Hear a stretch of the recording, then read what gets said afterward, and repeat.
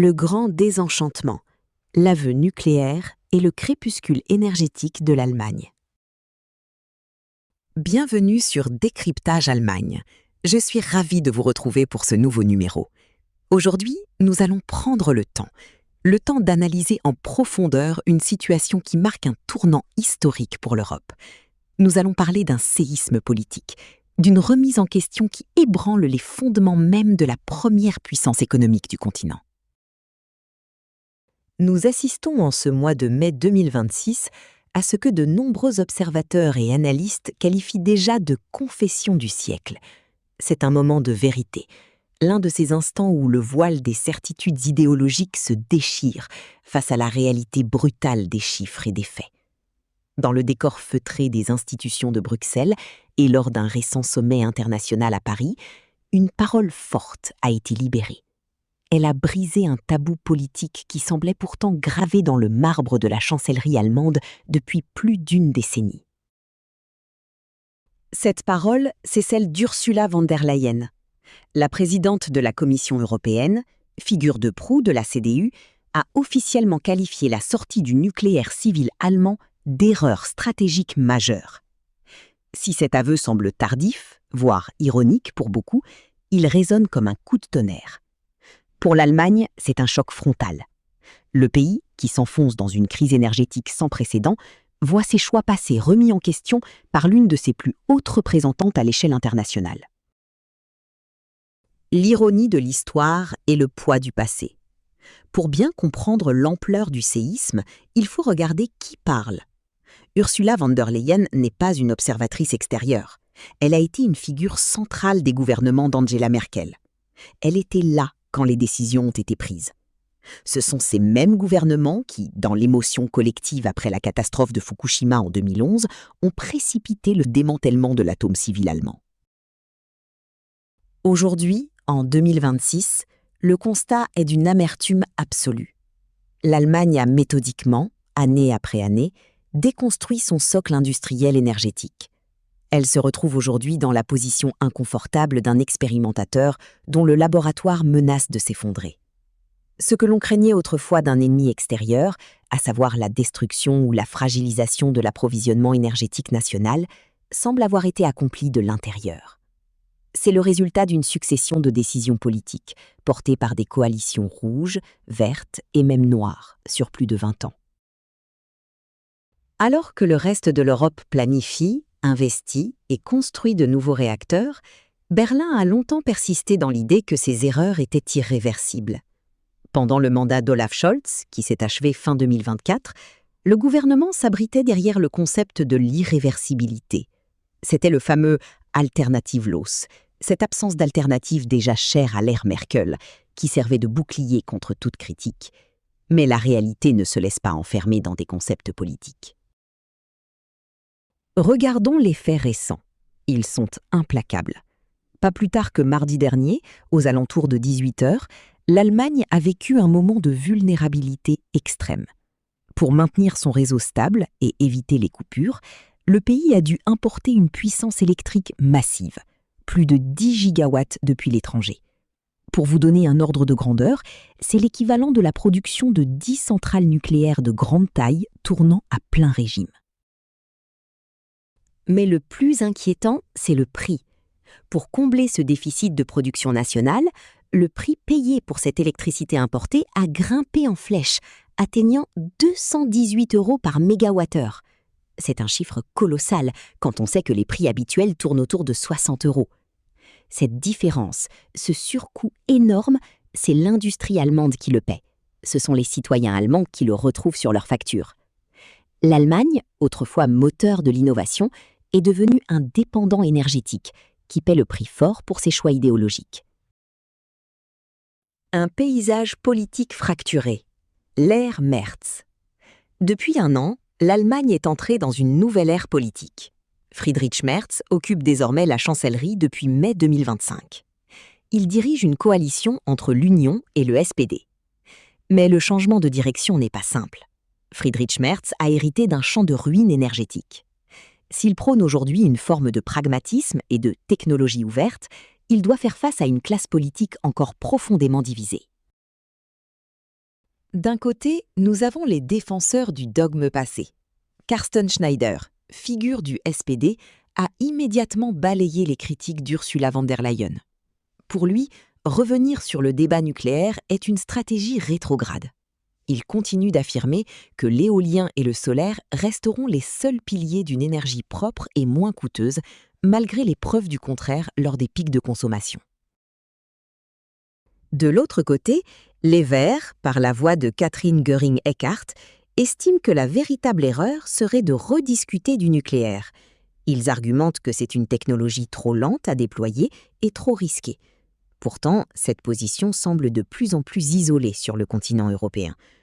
À l'opposé de cet échiquier, l'alternative pour l'Allemagne ne manque pas de souligner la justesse de l'analyse de la Commission européenne, tout en pointant du doigt l'hypocrisie de ceux qui ont géré le pays pendant 20 ans et qui s'étonnent aujourd'hui du résultat. Friedrich Merz, lui, tente de naviguer entre ces courants. Il reconnaît l'erreur stratégique, mais se heurte à l'inertie d'un système qui a déjà commencé à détruire physiquement ses capacités de production. Le contraste européen. Une renaissance nucléaire. Pendant que l'Allemagne doute, ses voisins avancent. C'est sans doute l'aspect le plus frappant de cette analyse. Nous assistons à une véritable renaissance nucléaire tout autour des frontières allemandes. La France, bien sûr, mène la danse avec la planification de 6 nouveaux réacteurs EPR de deuxième génération. Mais elle n'est pas seule. La Pologne a décidé de se lancer massivement dans l'atome pour sortir du charbon. Les Pays-Bas, l'Italie et les pays d'Europe de l'Est suivent la même voie. Regardez la Slovaquie. Avec la mise en service du réacteur Mochovce 4, elle est sur le point de devenir le pays le plus nucléarisé au monde par habitant. Même la Belgique, qui avait pourtant voté la sortie du nucléaire, est revenue sur ses décisions face à l'urgence climatique et économique. L'Allemagne se retrouve donc dans une situation paradoxale et humiliante. Elle qui voulait être le modèle de la transition énergétique, l'Energiewende, se retrouve tributaire de l'électricité nucléaire française ou tchèque pour éviter que ses usines ne s'arrêtent. C'est un transfert de richesse massif et permanent de l'Allemagne vers ses voisins. L'expertise de Manfred Haferborg, la politique de la terre brûlée. Pour éclairer cette situation technique, il est utile d'écouter des experts, comme Manfred Haferborg. Cet ingénieur nucléaire reconnu, qui réside en France, apporte un regard sans concession. Pour lui, la volte-face d'Ursula von der Leyen est un ajustement opportuniste, mais elle dit la vérité sur le désastre. Haferbourg rappelle que des milliards d'euros ont été engloutis dans ce qu'il n'hésite pas à appeler un suicide énergétique volontaire. Ces fonds auraient pu moderniser les écoles, financer le système de retraite ou investir dans les infrastructures de transport qui tombent en ruine en Allemagne. Mais le plus tragique, selon lui, est le démantèlement physique.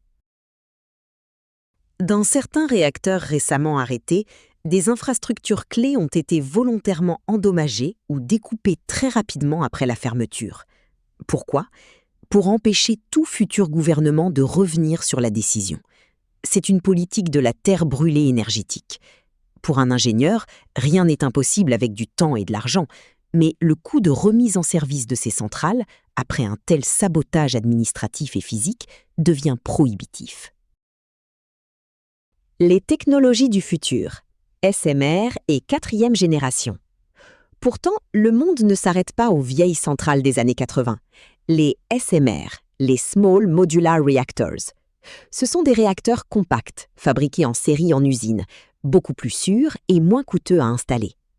Si l'Allemagne s'en détourne officiellement pour le moment, le reste du monde, États-Unis en tête, investit massivement. Plus fascinant encore, les réacteurs de 4e génération. C'est ici que le paradoxe allemand atteint son comble. Ces réacteurs sont capables de brûler les déchets nucléaires existants pour produire de l'énergie. La Russie et la Chine ont déjà une avance considérable sur cette technologie. En transformant l'uranium-238, qui est inexploitable par les centrales classiques et qui constitue la majeure partie de nos déchets actuels, en combustible utilisable, ces systèmes pourraient fournir de l'électricité pour les 600 prochaines années. En Allemagne, on traite ces déchets comme un fardeau insoluble que l'on veut enfouir sous terre à grands frais. Ailleurs, on les considère comme la réserve d'énergie stratégique du futur. C'est une différence de vision qui définit qui seront les puissances dominantes du XXIe siècle. Conclusion. L'Allemagne à la croisée des chemins. En conclusion, la confession d'Ursula von der Leyen marque la fin d'une époque. C'est la fin de l'arrogance d'un modèle allemand qui se pensait précurseur et exemplaire, mais qui a fini par s'isoler. Le réveil est brutal. La perte de substance économique, la stagnation de la productivité et l'explosion de la bureaucratie ne sont que les symptômes d'un mal plus profond, l'absence d'une vision énergétique réaliste et souveraine. L'Allemagne est aujourd'hui à la croisée des chemins. Le choix qu'elle fera dans les 2 prochaines années, sous le gouvernement Merz, déterminera sa place dans le concert des nations. Pourra-t-elle surmonter ses traumatismes idéologiques pour redevenir une terre d'innovation technologique?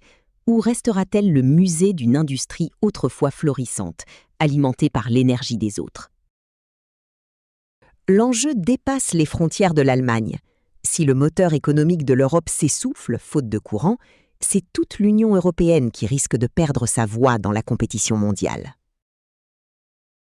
C'était Décryptage Allemagne.